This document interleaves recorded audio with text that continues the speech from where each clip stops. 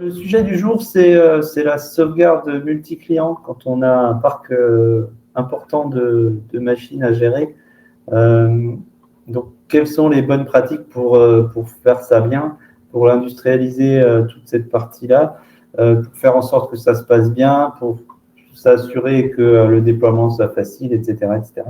Donc, on a tout un tas de sujets. Donc, il y a une première partie un petit peu théorique que je vais présenter, et une deuxième partie qui sera présentée par Morgane, qui est plus orientée sur les outils Kiwi qu'on propose pour améliorer un petit peu ces pratiques, pour mettre en œuvre toutes les bonnes pratiques que j'aurai à une partie, parce qu'il y a des choses qui ne sont pas du ressort de l'outil, mais plutôt de l'humain. Donc les intervenants, c'est moi, donc Sébastien Hitzmann, le gérant et directeur technique, et nous avons Morgane. Voilà, donc moi, directeur d'exploitation, administrateur système et responsable du service support. Donc, voilà, si vous avez un souci, vous appelez Morgane. Et il fait aussi tout ce qu'il faut faire pour que ça fonctionne, même quand vous ne l'appelez pas. Donc le sommaire, on va parler en fait de sauvegarde effective et de sauvegarde complète. Donc c'est les deux mots-clés du jour, l'effectivité et la complétude. Et donc je reviendrai un petit peu sur ces points-là. Et puis ensuite, Morgane présentera les outils qu'on propose pour améliorer un peu ces deux points-là. Et puis surtout, on est ouvert à vos questions, vos réponses. Voilà, la présentation est relativement courte aujourd'hui, ça nous évitera de déborder. Donc, n'hésitez pas à poser des questions, avoir des cas pratiques sur vos déploiements, ce qui vous pose problème, etc. On est preneur de toute remarque et intervention de votre part. Donc, le premier point, c'est ce que je rappelle assez fréquemment, c'est les 5 fondamentaux de la sauvegarde. C'est quoi une bonne sauvegarde? Donc, ça, j'en ai déjà parlé plusieurs fois sur d'autres webinaires.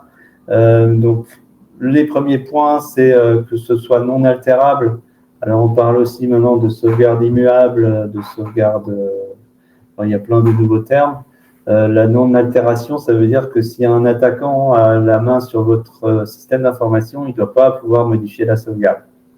Ça ne doit pas être possible. Même si c'est pendant la sauvegarde, donc un disque branché pendant la sauvegarde, ce n'est pas une bonne solution parce qu'elle n'est pas non altérable. Les sauvegardes sur NAS, dans une certaine mesure, peuvent poser problème aussi. Le deuxième point clé, c'est l'historique. Les temps de détection d'une attaque sont assez importants. Aujourd'hui, ça peut être plusieurs jours, plusieurs semaines. Donc, si vous avez un historique que de 2 sauvegardes de 2 jours, il y a des risques que votre sauvegarde soit corrompue avant que vous vous rendiez compte qu'il y a un problème. Donc, l'historique, c'est important.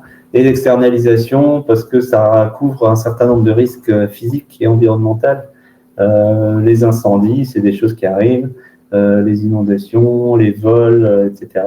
Si votre bureau brûle avec votre NAS de sauvegarde, voilà, c'est pas externalisé, donc ça protège pas contre ce risque. Donc ça, c'était les 3 points dont on va pas parler aujourd'hui. Et les 2 plus importantes, c'est l'effectivité. Une sauvegarde, elle doit fonctionner tous les jours. Et si c'est pas tous les jours, il y a un gros risque que ce soit une fois de temps en temps, et puis ensuite plus du tout. Et à un moment donné, quand il y a un souci, on se rend compte que la sauvegarde elle a 3 mois d'historique et que on peut revenir à 3 mois en arrière. Bon, c'est mieux que rien, mais c'est quand même largement pas idéal. Donc l'effectivité, c'est comment est-ce qu'on fait pour vérifier que la sauvegarde fonctionne bien tous les jours. Qu'est-ce qu'on peut mettre en œuvre pour qu'elle soit effective. Donc le premier point, c'est d'éliminer l'humain. Donc tout ce qui est sauvegarde où quelqu'un doit appuyer sur un bouton, ou quelqu'un doit insérer, à l'époque c'était des disquettes, des bandes, brancher un disque dur, appuyer sur un bouton pour faire une copie manuelle. Tout ça, ça a démontré son inefficacité en termes d'effectivité. Donc ça, c'est à éviter absolument. Mais il y a d'autres points sur lesquels on va revenir qui permettent justement d'améliorer ça également. Et l'un des points majeurs, c'est aussi comment on vérifie que c'est effectif. Parce que, voilà, même si on a tout automatisé, à un moment, il peut se passer des choses. Il faut pouvoir surveiller tous ces points-là. Le deuxième point important, c'est est-ce que la sauvegarde est complète. Donc là aussi, on peut automatiser un certain nombre de choses. La complétude, c'est savoir est-ce qu'on sauvegarde bien toutes les données dont on a besoin pour reprendre l'activité en cas de problème. Donc ça, c'est également un point qu'on verra un petit peu plus tard. Donc, pourquoi est-ce qu'on veut industrialiser la sauvegarde? C'est surtout pour gagner du temps, pour l'automatisation, gagner en sérénité, améliorer justement les 2 points que je viens de citer, parce que on est tous un petit peu débordés par l'activité, parce qu'on a plein d'autres choses à faire. Et quand on est débordé, on peut faire des bêtises. Donc, si c'est industrialisé, c'est plus rapide, ça va plus vite. C'est plus sûr, c'est procéduré, c'est plus serein. Les tests de PRA qu'on fait avec Morgane, ils sont procédurés. Voilà, si jamais on a un souci, on sait que ça fonctionne, on l'a déjà testé plusieurs fois, etc. etc. Donc voilà, tous les intérêts de l'industrialisation plutôt que de faire one shot une machine après l'autre. Ce qui marche bien quand on a quelques machines, quand on a un parc de 50, 100, 200, 300 machines, c'est plus possible de faire ça correctement sans risque d'erreur humaine. Donc, quels sont les freins en fait qui entravent un peu l'effectivité des sauvegardes? Le premier, c'est d'avoir un environnement qui n'est pas homogène.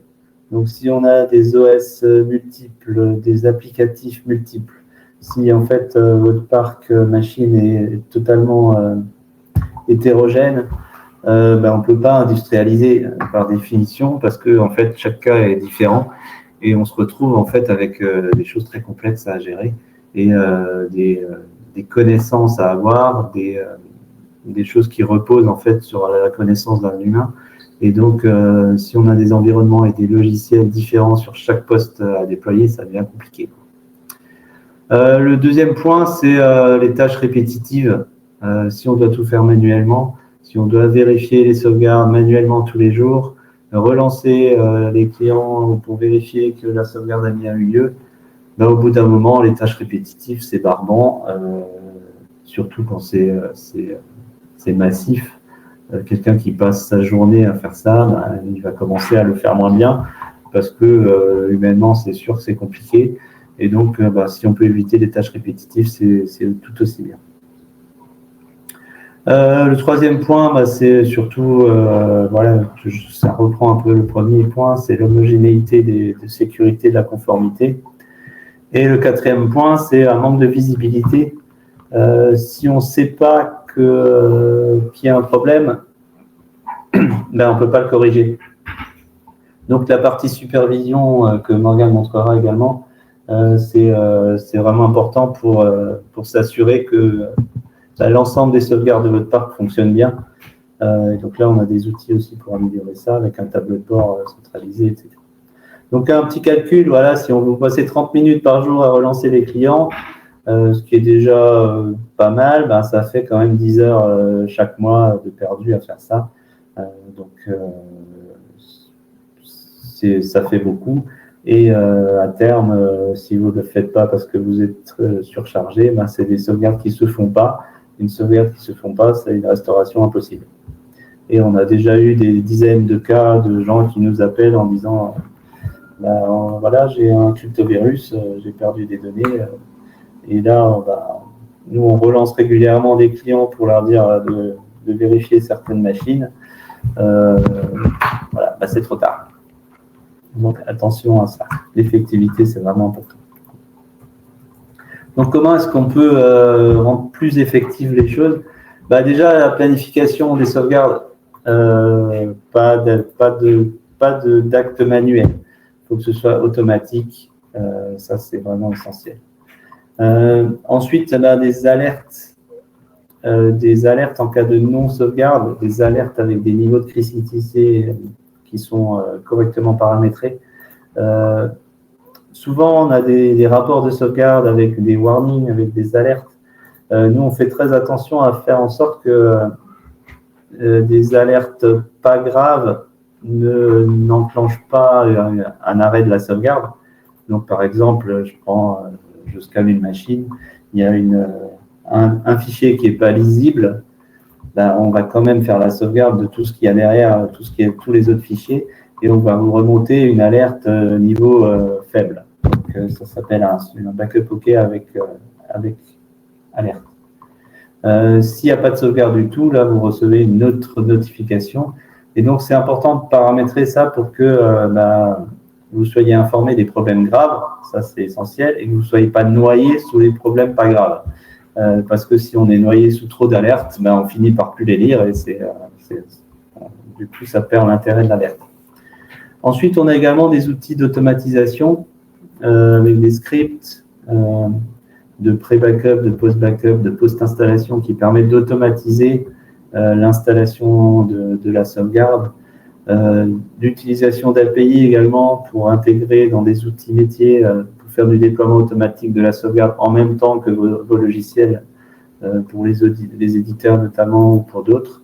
Donc ça, c'est des outils que Morgane vous montrera tout à l'heure. Donc voilà, tout ce qui permet d'automatiser les choses vont assurer une meilleure effectivité. La supervision, donc ça j'en ai parlé un petit peu tout à l'heure, avoir une supervision multi-client. Donc ça c'est ce qu'on a nous dans notre tableau de bord d'accueil. Ça permet de voir d'un seul coup d'œil en 30 secondes, vous avez la visu complète de toutes vos machines avec un code couleur très simple à comprendre. C'est vert, tout est bon. C'est rouge, faut regarder ce qui se passe. Des rapports automatiques synthétiques. Donc, on a des rapports par machine, des rapports par contrat, des rapports par espace. Donc, on peut régler tout ça et avoir un rapport qui soit court, concis et qui permette de visualiser rapidement ce qui se passe. Ces rapports peuvent être envoyés également auprès des clients pour les rassurer aussi sur le fait que c'est effectif, que la sauvegarde fonctionne bien. Et c'est un vrai plus aussi de cette solution-là. Donc ça, on a parlé un peu d'effectivité de la sauvegarde. Le deuxième point, c'est la complétude. Comment s'assurer que la sauvegarde est vraiment complète? Parce que sauvegarder effectivement la moitié des données, c'est bien. Sauvegarder l'ensemble des données, c'est beaucoup plus compliqué. Donc les différents freins qui entravent un petit peu la complétude, c'est pareil, l'hétérogénéité des environnements clients. Quand vous avez 200 postes avec des logiciels différents, avec des choses qui n'ont rien à voir, une GED d'un côté, une base de données de l'autre, un ERP, etc., ça rend les choses plus compliquées. Si vous avez un parc homogène, on sait comment sauvegarder tel ou tel logiciel, c'est plus facile. En deux, c'est les opérations manuelles. Si vous installez le backup manuellement sur chacun des postes avec tel ou tel logiciel, c'est pareil, il y a le risque d'erreur. L'humain fait des erreurs, c'est incontournable. Et le point essentiel aussi, c'est d'avoir des procédures pour dire voilà comment on fait pour installer une sauvegarde sur tel ou tel logiciel. Ça, normalement, les éditeurs des ERP, des GED et autres outils, normalement, vous fournissent un manuel de sauvegarde, comment bien sauvegarder les données, où se trouvent les données importantes, etc. Et ça, même si vous le faites vous-même, faites une petite procédure, comme ça, la prochaine installation, il y a moins de questions à se poser, il y a moins de risques d'oubli, il y a moins de risques de problèmes.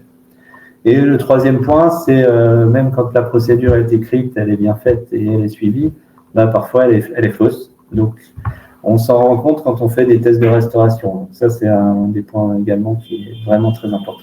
Donc, j'y reviendrai un petit peu plus tard.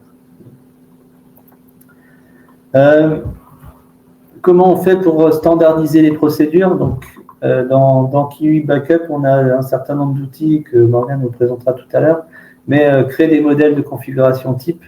Donc, par exemple, vous faites un kit pour déployer sur une machine qui a une GED, je ne sais pas, n'importe laquelle, ou qui a un ERP EBP, par exemple, c'est toujours installé pareil. Vous savez exactement où sont les données.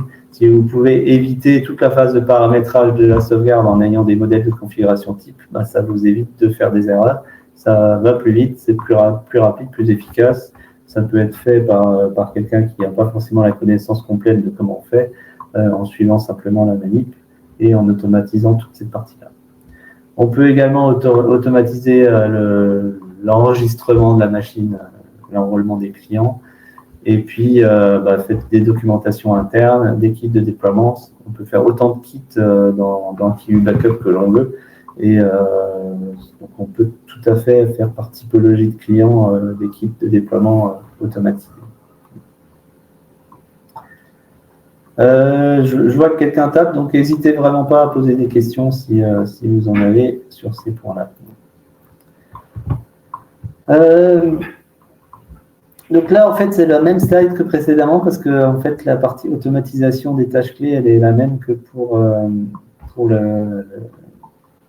la partie effectivité. Donc, utilisation des API, des scripts, des paramétrages, des alertes, etc. C'est tout à fait identique. Et cette automatisation-là a des effets sur la complétude également, ainsi que l'effectivité. Alors, pour répondre à la question, est-ce qu'on peut faire des kits pour macOS? Pour l'instant, non. C'est dans la roadmap. C'est pas priorisé très, très important, mais si vous nous le demandez, on peut tout à fait faire ça. Sur Mac, il y a un certain nombre de choses sur les scripts, notamment ce qui sont aujourd'hui déployés. Donc, c'est pas parce qu'on n'a pas de kit qu'on peut pas faire des choses. Maintenant, la gestion des kits permet de faire le pré-paramétrage. Donc ça, effectivement, ça pourrait être fait. Pour Linux, souvent, on a des scripts d'installation en shell. Donc, l'intérêt est un petit peu moindre d'avoir des kits pour Linux.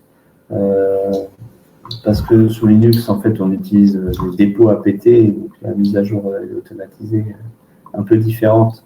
Donc, ça serait un peu plus compliqué. Mais voilà, sur Linux, c'est vraiment très très facile d'automatiser ça et de faire un petit script shell d'installation.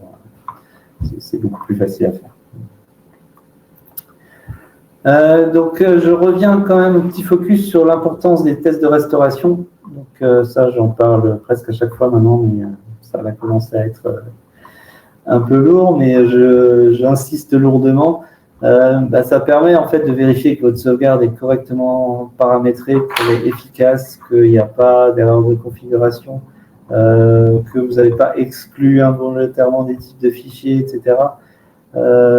Ça permet aussi de répondre à certaines exigences légales et normatives, donc notamment ISO 27001 vous demande de faire des tests de restauration, d'assurer tout ça, HDS, c'est une obligation aussi. Et ça vous permet aussi d'être plus à l'aise quand il y a un sinistre. Vous aurez déjà beaucoup de choses à faire s'il y a un cryptovirus dans votre système d'information. Donc, avoir fait des tests de restauration, être serein sur le fait que vous avez bien toutes les données, que vous l'avez déjà testé à blanc, sans le stress qui va avec, ça va déjà vous éviter de faire des bêtises. Parce que dans le stress, on peut faire plus de bêtises. Donc, si vous avez déjà cette partie-là qui est assurée, ça sera beaucoup plus efficace. Donc, comment est-ce qu'on fait des tests de restauration? En fait, on commence par documenter un plan de test. Donc, je veux faire des tests tous les 6 mois, tous les ans. Je prépare un environnement comme si j'étais en situation réelle. C'est-à-dire, je n'ai plus accès à mon système d'information.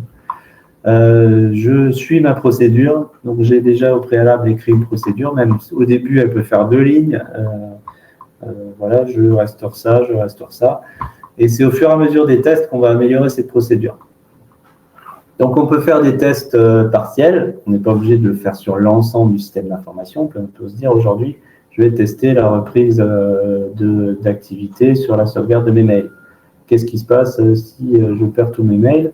Est-ce que je peux reprendre? Combien de temps il me faut pour aller consulter un mail sur telle ou telle boîte aux lettres pour retrouver un document important que j'ai besoin là tout de suite maintenant? Je peux faire des tests complets, je peux faire des tests à froid tranquillement, ou je peux faire des tests, etc. Mesurer les performances, combien de temps ça vous a pris de faire ce test de restauration? Alors évidemment, l'entraînement fait que la restauration va être plus rapide aussi, mais ça vous permet aussi de voir combien de temps il vous faut pour remonter une plateforme complète, de voir quels sont les éléments que vous pourriez améliorer pour la prochaine fois et consulter les résultats dans le rapport de test. Et ensuite, généralement, une fois qu'on est là, on a plein d'idées pour améliorer les choses. Donc, on le fait régulièrement. À chaque fois, on a des idées. Et on se dit, bah, tiens, c'est cool, ma base de données à froid, je pourrais la charger tous les jours au lieu d'attendre d'avoir un test de restauration à faire. Et du coup, bah, je gagne 2 heures sur mon temps de restauration. Ça, c'est un exemple tiré de notre réalité. Et puis ensuite, on se dit, bah, tiens, ma base, j'ai réussi à la restaurer, mais en fait, il me manque la configuration. C'est un exemple aussi réel de mon côté. On se rend compte qu'en fait, la sauvegarde de base, c'est bien, mais pouvoir la restaurer, il faut aussi la configuration du système de gestion. Il manque tel ou tel fichier de configuration, il manque telle ou telle variable d'environnement. Ah, tiens, j'ai oublié le mot de passe qui était dans un fichier que je n'ai pas sauvegardé, etc., etc.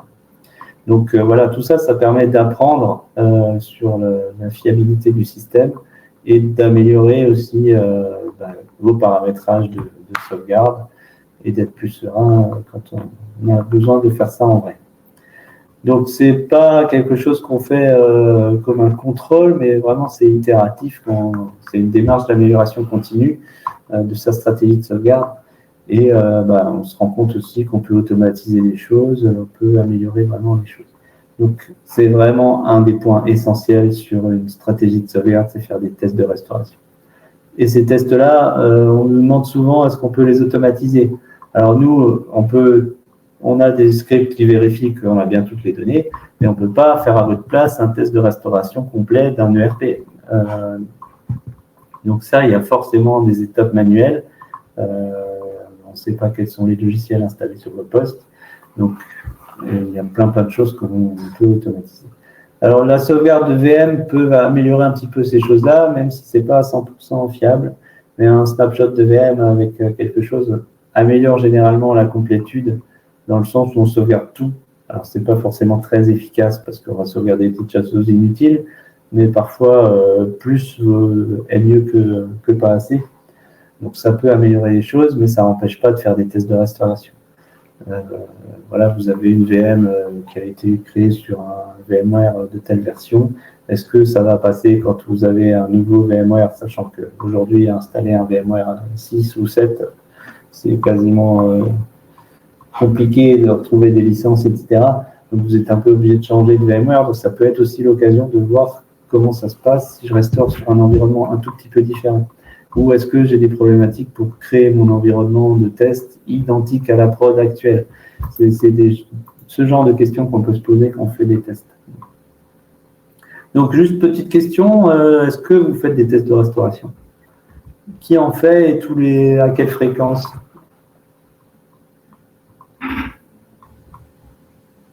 Parce que peut-être que je rabâche, mais en fait, vous en faites tous très fréquemment, donc je parle pour rien.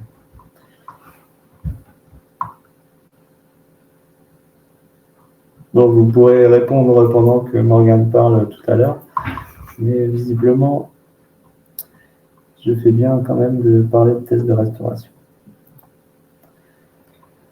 Je vais passer la main à Morgane qui va présenter sa partie et puis je reprendrai peut-être un petit peu à la fin s'il me reste un peu de temps. Ce que je vais faire, c'est que je vais rejoindre l'événement et je vais présenter mon PC pour partager parce que je n'ai pas mes présentation. Je rejoins l'événement. Tu peux couper ton micro. Donc, je coupe mon micro. Donc là, juste me confirmer que vous m'entendez bien. Et puis, du coup, je vais prendre la suite. Donc, on va aborder plusieurs sujets. On va d'abord aborder le sujet des API. On a la possibilité de vous fournir avec Kiwi Backup, notamment sur des API qui sont liées à ce qu'on appelle le Web Admin chez nous, donc l'outil qui vous sert à manager l'ensemble de votre parc. On a la possibilité de l'interroger via quelques commandes dont je vais vous montrer exactement à quoi ça ressemble. Mais voici donc là, sur les petites vignettes, quelques petits exemples des différentes API possibles. On a la possibilité de lister les machines, de lister les contrats. Donc, par exemple, lister les machines et les contrats, ça n'a pas forcément d'intérêt direct, mais par exemple, lister les machines en alerte, là, vous allez pouvoir un peu automatiser certaines tâches, notamment, je ne sais pas, quotidiennement, envoyer un mail à vos techniciens pour leur dire, voilà, la liste des machines en alerte chez nos clients, merci de vous en occuper. Vous allez pouvoir récupérer cette liste et l'utiliser comme bon vous semble. Vous avez la possibilité aussi de visualiser, de créer et d'éditer des contrats. Donc là, par exemple, un cas typique d'automatisation que vous pourriez faire, c'est une intégration sur votre site internet avec par exemple un formulaire de compte de démo où là, vous allez pouvoir créer à la volée en fait des contrats de démo pour les potentiels prospects qui seraient intéressés pour tester la sauvegarde chez vous. Donc via ces API du coup qui sont interfaçables avec des outils comme Curl ou comme Postman par exemple, vous allez pouvoir obtenir des résultats ou voir envoyer des informations, notamment sur ce qui est de l'édition et de la création de contrats. Donc ces API-là, vous allez pouvoir les trouver, sur notre doc, donc sur doc.kiwi-backup.com. Alors, normalement, je vous partage l'écran. Si tu peux juste me dire ce que moi, j'ai perdu la main. Perdu la main. Ok, oui, on le voit bien. Ok, donc ça, c'est notre documentation, donc sur doc.kiwi-backup.com. Et donc, vous avez toute une partie API REST sur lesquelles vous allez pouvoir trouver les différentes API possibles. Donc, comme je vous expliquais, la liste des machines, la liste des contrats, des machines en alerte, et ensuite tout ce qui est création, visionnage et édition de contrats. Vous avez la possibilité d'avoir un retour sous 2 formats différents, donc sous format JSON ou sous format CSV, au besoin de ce que vous avez besoin de faire, effectivement.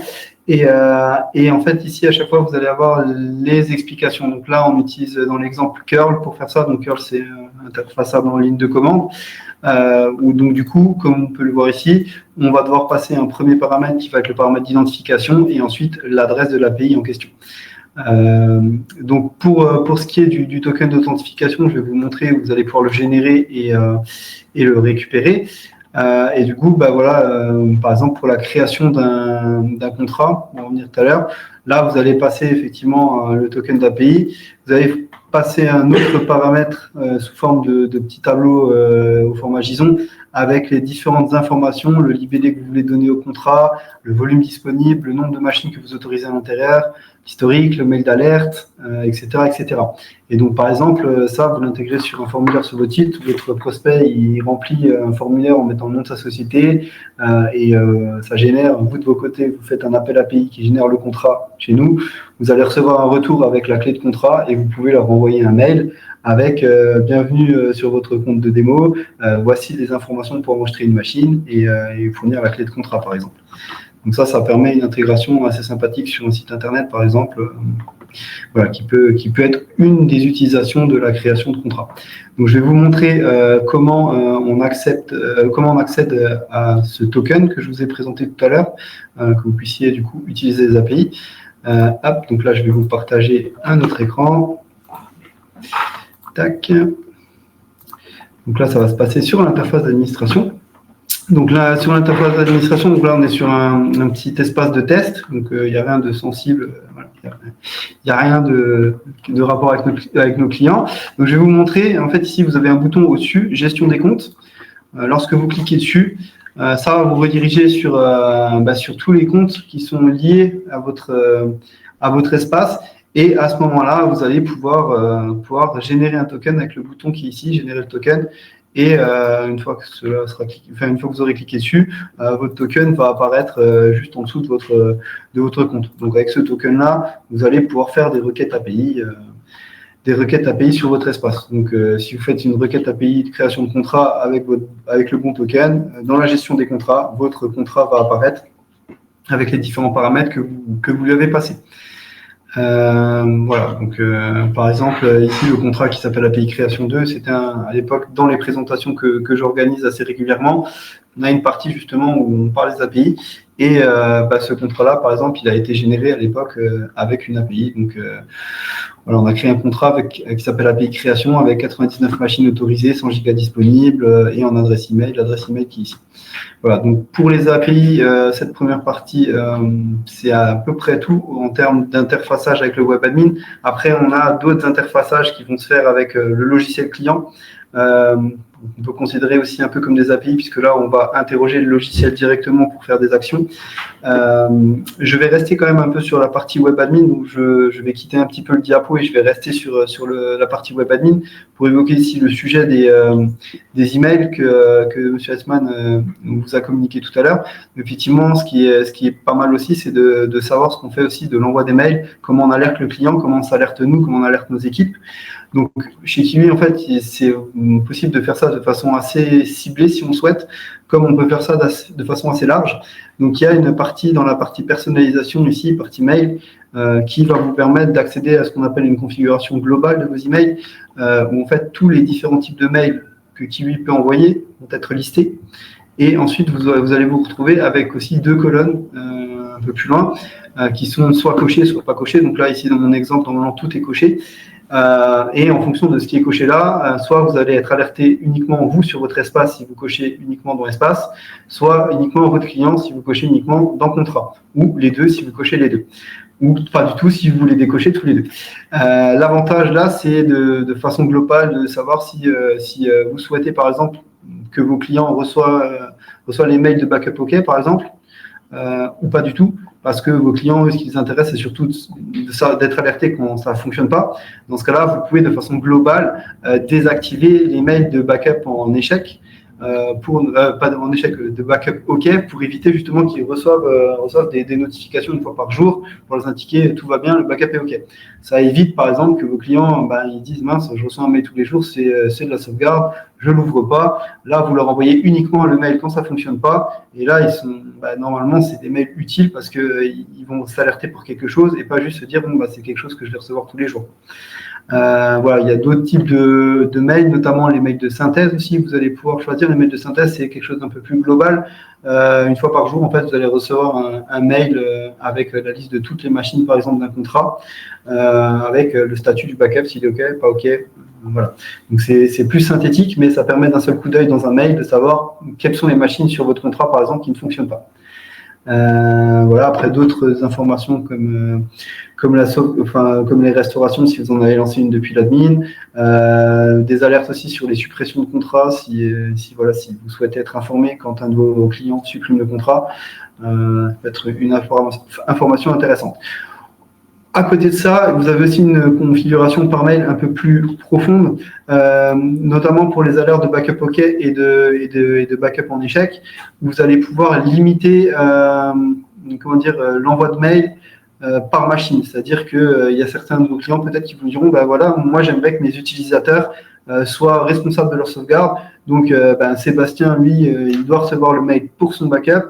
Morgane, il doit recevoir le mail pour son backup. Et moi, je ne veux pas m'en occuper, ou en tout cas, j'aimerais qu'eux, à minima, le reçoivent aussi, même si je le reçois. Donc là, vous allez pouvoir affiner dans vos contrats cette possibilité-là. Déjà, vous allez pouvoir définir plusieurs mails dans un contrat si vous rajoutez un point-virgule dans la configuration. Mais après, quand vous êtes sur les machines, vous allez aussi pouvoir définir un mail différent. Et grâce à la fonction éditer qui est ici, que je ne vois pas, pourquoi je ne la vois pas, changer email, pardon. Donc, quand vous cliquez sur changer email, vous allez pouvoir changer les emails qui vont être renseignés ici. Et ensuite, grâce au petit commutateur, au petit interrupteur qui est ici, vous allez pouvoir définir est-ce que le mail il arrive sur le mail de l'utilisateur et le mail du contrat, ou s'il arrive que sur le mail qui est renseigné sur la machine. Donc, ça permet de couper, entre guillemets, l'envoi au contrat et de cibler, par exemple, sur une personne définie, par exemple, la personne à qui appartient le poste. Voilà. En restant sur l'admin, du coup, un autre sujet sur lequel on va devoir aborder, c'est la notion de kit que Sébastien a vaguement abordé tout à l'heure, où on parle notamment de possibilité d'industrialiser la partie installation, c'est-à-dire au moment où on installe notre logiciel, de lui faire encore d'autres actions sur le poste une fois que l'installation est terminée. Donc ça, vous allez pouvoir le faire depuis la gestion des kits ici. Hop, donc ici, moi, j'ai mon petit kit de test. Et donc, quand vous êtes dans l'édition de votre kit de test, vous avez plusieurs éléments. Vous avez la possibilité déjà de préconfigurer votre kit à vos couleurs et à votre nom. Mais vous avez aussi la possibilité de pré-remplir des chemins de sauvegarde, notamment, comme on expliquait, quand vous avez des logiciels qui sont installés au même endroit peu importe le poste sur lequel vous allez chez votre client, vous allez pouvoir pré-remplir les dossiers à sauvegarder. Vous allez pouvoir faire pareil avec les dossiers à exclure. et éventuellement aussi avec les exclusions, mais vous avez aussi une partie script post-installation où là, vous allez pouvoir passer d'autres paramètres, notamment ici, là, dans l'exemple, on fait un enregistrement du backup. Donc, une fois que le logiciel s'est installé, on va enregistrer la machine pour qu'elle arrive sur un contrat chez nous. Donc, au préalable, quand vous créez le kit, il faut bien entendu connaître la clé de votre client, la clé de son contrat, parce que sinon, on ne pourra pas enregistrer. Mais du coup, avec cette ligne-là, par exemple, on lui dit de faire appel au logiciel Kiwi pour faire une install, donc un enregistrement de machine, avec le paramètre -name auto. Donc, -name auto, ça permet de récupérer l'hostname de la machine. Donc, ça permet d'éviter justement d'aller manuellement configurer le poste en disant, voilà, je vais appeler la machine de tel nom, je dois rentrer la clé de contrat, je dois remplir l'adresse de serveur. Donc, avec les paramètres suivants, là, vous allez lui récupérer un nom automatique basé sur l'hostname de la machine. Vous allez lui passer la clé de contrat et vous allez lui passer l'adresse du serveur de Kiwi sur lequel il va pouvoir s'enregistrer. À partir de cette ligne-là, vous avez déjà un premier enregistrement qui va se faire de la machine. Ensuite, vous pouvez lui passer un paramètre, une autre commande en appelant toujours Kiwi, en lui disant, voilà, schedule all backups. Donc ça va permettre de créer des tâches planifiées sur Windows. Parce que normalement, les tâches planifiées, elles vont s'initier quand vous êtes sur l'interface et que vous sélectionnez l'heure sur laquelle elle est censée se lancer. Donc là, en faisant ça, vous allez pouvoir lancer le schedule automatique. Donc, il va aller lire le fichier de configuration, récupérer l'heure standard qui est générée aléatoirement, enfin qui est pas standard, mais du coup aléatoire, qui est générée dans votre fichier de conf, qui est sur des tranches horaires nocturnes. Et il va vous créer des tâches planifiées pour votre backup. Vous avez aussi la possibilité de faire toutes les autres commandes que Kiwi peut faire. Donc, vous pourriez très bien lancer juste après cette commande un backup en faisant appel à KiwiExe, en lançant KiwiExe backup. Et là, vous auriez une sauvegarde aussi qui se lancerait juste après l'enregistrement. Vous avez aussi la possibilité de passer d'autres commandes, comme des commandes d'ajout de chemin avec Add to Backup. Alors, soit vous pouvez le faire depuis les dossiers à sauvegarder ici, soit vous pouvez très bien les passer avec Add to Backup depuis le mode de script de post-installation. Donc ça, c'est une première chose, c'est que vous pouvez faire appel à des outils de Kiwi, mais vous pouvez très bien faire appel à des scripts qui seraient présents sur les ordinateurs de votre client, ou appeler des commandes de votre logiciel en amont si vous avez besoin de faire autre chose après l'installation.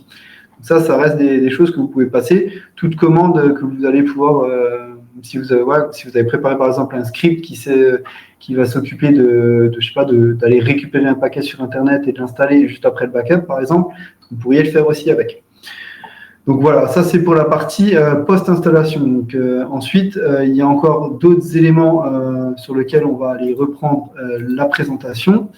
Donc, je vais essayer de la remettre en grand. Donc, on a fait les API, on a fait donc ce que je viens de vous montrer, donc la présentation des kits. On a aussi une partie, là je ne pourrais pas vous la présenter parce que ce n'est pas sur l'admin, mais voilà, la capture d'écran montre le truc. Donc, si jamais vous pourrez le visualiser sur notre application si vous l'installez. Donc, c'est la partie script de post et script de pré-backup. En gros, automatiser certaines actions avant le démarrage du backup et automatiser certaines actions après la fin du backup. Donc, dans la partie sauvegarde de l'interface Kiwi, vous avez un sous-menu qui s'appelle script personnalisé. Et dans ce script personnalisé, vous allez pouvoir lui passer le chemin du script personnalisé en question pour avant le backup et après le backup. Donc en faisant ça, je prends l'exemple d'un cas classique chez certains de nos clients où vous avez une base de données que vous voulez sauvegarder, mais vous ne voulez pas faire un dump, vous voulez la sauvegarder telle qu'elle, dans l'état où elle est, mais vous avez besoin de l'arrêter pour que vous ayez un état propre de la base. Donc en script de post-installation, de pré-installation, vous allez lui dire d'arrêter la base de données. Ensuite, votre backup va se lancer. Et ensuite, vous avez le deuxième script de post-installation qui, lui, va relancer la base de données. Tout simplement, ce genre de cas typique peut permettre d'avoir des états de sauvegarde plus consistants, par exemple. Ou alors, si vous avez besoin de lancer autre chose, vous pouvez le rajouter dans votre script. Autre cas, par exemple, plutôt que d'arrêter une base, vous pouvez aussi lancer l'initialisation du dump de cette base de données. Et ensuite, une fois que c'est terminé, ne pas faire de script post-install, par exemple. Voilà. Donc ça, c'est des cas possibles de ces différents scripts. Et donc, l'utilisation, elle est assez simple. fait, dans le petit encart post-installation ou pré-installation, il faudra juste préciser le chemin où se situe le script que vous voulez appeler sur votre disque. Donc ça fonctionne sur Windows et sur Mac. Sur Linux, ça doit aussi pouvoir fonctionner. Il faudra vérifier si c'est activé le module. En tout cas, sur Mac, ça a été rajouté récemment. Et sur Windows, vous pouvez déjà le faire depuis déjà quelques mois en arrière. Voilà, donc ça, c'est tout pour cette partie-là. Et puis après, mon côté présentation est terminé. Donc, je vais laisser reprendre la main à Sébastien et je te laisse remonter sur scène. J'y suis. C'est juste encore 30 secondes sur un petit focus sur ce que c'est Kiwi Backup. Donc, une solution 100% française, certifiée HDS ISO 27001. 99% orienté sur les revendeurs informatiques, donc un petit peu comme vous. On est conforme RGPD évidemment, sécurisé avec un chiffrement. Le tableau de bord de suivi, ça on en a largement parlé parce que c'est important quand on gère un parc important de machines. De l'authentification double facteur. Un historique assez long, donc peut-être que vous ne le savez pas, mais il y a la possibilité d'avoir un plan de sauvegarde à 365 jours. Par défaut, c'est 90 jours. Je rappelle que l'historique chez nous est gratuit dans le sens où en fait, ce que vous payez, c'est un volume source. Donc, vous avez 10 gigas à sauvegarder. On la sauvegarde avec 90 jours d'historique, vous payez 10 gigas. Il n'y a pas de... 10 gigas pour 90. Le nombre de jours n'impacte pas le volume payé. Donc ça, par rapport à du stockage pur, quand on achète du stockage, forcément, plus on a de versions, plus ça prend de la place. Dans notre cas, ce n'est pas le cas. Donc on a deux offres aujourd'hui, une sauvegarde cloud, une sauvegarde santé, donc Kiwi Cloud et Kiwi Santé, avec un panel assez large de plateformes supportées. Donc, évidemment, Windows, 95% de nos clients, 90%, je ne sais plus. Mac, on en a parlé tout à l'heure, Linux, également des agents pour Synology et QNAP, donc à déployer directement sur les NAS. Également tout ce qui est cloud to cloud, donc on va aller sauvegarder des données qui sont dans Microsoft 365. Donc si vous avez un client qui a un tenant Microsoft 365, on peut aller chercher les données des drives, des SharePoint, des mails également, Workspace, Google Workspace, pareil, mail plus drive. Alors, Google Workspace s'appelle je ne sais plus le nom. Et là, on est en train de sortir la version bêta de VMware Hyper-V. Proxmox, c'est encore en cours de développement. VMware Hyper-V, c'est vraiment en instance de sortir là. Voilà, donc une couverture assez large, une sauvegarde française, développée en France, hébergée 100% en France, certifiée. Voilà, avec toutes ces caractéristiques-là, on est parmi les acteurs français incontournables sur la sauvegarde. WebDAV également, on a la possibilité de faire du WebDAV. Alors, je ne sais pas écrit parce que c'est vraiment très rarement utilisé, mais des limites, je ne sais pas. Qu'est-ce que vous entendez par limite? Donc, je répète pour les autres la question, y a-t-il des limites pour faire des sauvegardes de fichiers via WebDAV?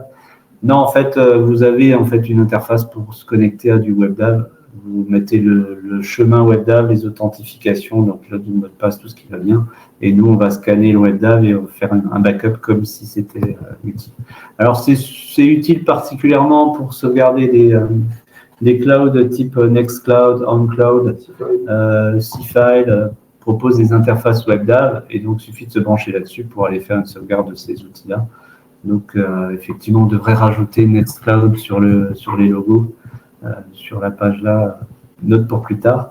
Mais oui, ça marche bien, donc n'hésitez pas à tester ça. Et puis, si vous avez des informations plus précises sur comment ça fonctionne, déjà, il y a des choses dans la doc, et sinon, n'hésitez pas à appeler Morgane ou Julien. c'est ça. On peut aussi éventuellement parler du fait que dans la partie cloud, vous avez aussi les FTP et les SFTP qui sont pris en compte. Donc, si vous avez des hébergements mutualisés chez OVH, par exemple, et que vous avez accès à un FTP, vous avez la possibilité de le brancher sur Kiwi pour pouvoir le récupérer au niveau du backup. Voilà, donc sauvegarde WebDAV, SFTP, FTP, pour des cas un peu particuliers. Donc, ça permet d'avoir une console centralisée où on peut gérer tout ça en même temps et avoir une supervision globale de l'ensemble d'un parc qui peut être hétérogène. D'un côté, on peut avoir un peu de Hyper-V, du VM, du FTP, du WebDAV, un QNAP d'un côté, un Synology de l'autre. Là, vous avez un outil complet pour suivre l'ensemble de cette activité-là. Et tous vos backups sont dans la supervision, que ce soit du cloud-to-cloud ou pas. C'est centralisé. La version santé, elle est identique techniquement à la version pas santé, c'est simplement les certifications qui sont un petit peu différentes, donc je ne vais pas revenir là-dessus. On a également une offre qu'on appelle Kiwi Platform pour les hébergeurs de données qui ont déjà une infra ou pour des très gros comptes qui ont besoin de 50 Tera de sauvegarde, 100 Tera. Là, on peut imaginer de déployer notre technologie en interne pour des gens qui ont des data centers, qui ont des salles d'infra sécurisées, avec la possibilité de la délocalisation également, ou des volumes très importants. On peut faire la même chose en version plateforme. Donc, on a un certain nombre de clients pour qui on fait ça. Donc là, nous, on apporte la techno, le support, les mises à jour, etc. Et le client gère toute la partie infra, réseau, machine ou pas machine, ça c'est à voir encore, mais voilà, vous avez vraiment une souplesse sur l'offre qui est assez large. Voilà, donc pour ceux qui ne sont pas déjà clients Kiwi Backup, vous pouvez faire un test gratuit en allant simplement sur le site Kiwi Backup ou en scannant ce magnifique QR code et vous remplissez le formulaire démo. Vous avez besoin de mettre un mail et puis on vous envoie une clé de contrat qui vous permet de commencer à déployer du Kiwi Backup. Voilà pour ce que j'avais à dire. Donc, s'il y a d'autres questions, je ne sais pas. Il y a eu quelques questions auxquelles je pense avoir répondu. Et puis sinon, n'hésitez pas à revenir vers Morgane si c'est des questions techniques, à revenir vers Stéphanie si c'est des questions plus d'ordre commercial. On est là pour ça, donc n'hésitez pas.